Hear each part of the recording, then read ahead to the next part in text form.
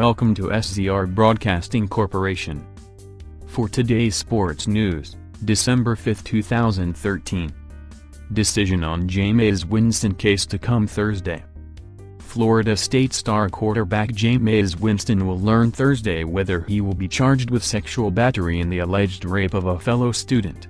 State Attorney Willie Meggs, whose office took over the investigation last month from Tallahassee police, said he plans to make the announcement at 2 p.m. ET at his office.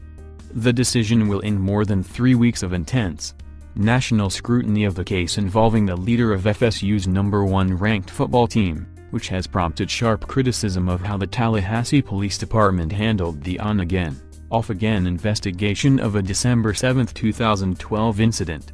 Evidence gathered by investigators the day of the incident matched Winston's DNA collected by police last month.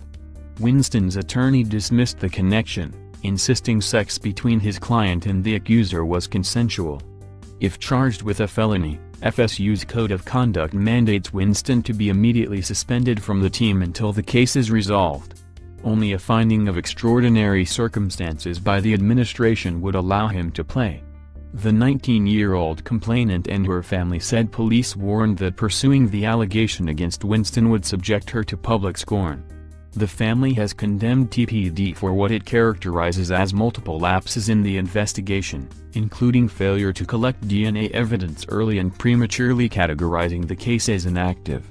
The woman who has accused Winston of rape called the Florida State University Police Department shortly before 3:30 a.m. December 7, 2012 to report the crime. The case was quickly handed over to TPD because the incident occurred at an off-campus apartment. The woman didn't identify Winston as her attacker until January 10, according to a timeline of the investigation released last week by TPD. The police department said it placed the case on inactive status February 11 after the victim declined to pursue charges at the time, a contention her family has denied. The case languished for about 9 months before TPD handed it off to Meggs last month following media inquiries for the initial police report. Since that time, TPD's handling of the investigation has been questioned by both the woman's family and Winston's attorney, both of whom have said the department failed to interview key witnesses early on.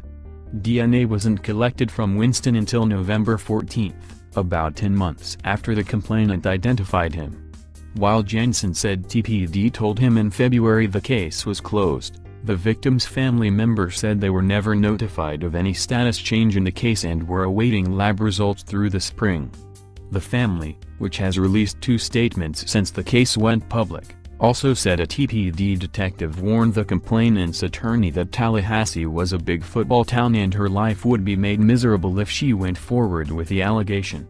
For more news and reviews around the world, visit and subscribe to our YouTube channel at www.youtube.com/szrbctv.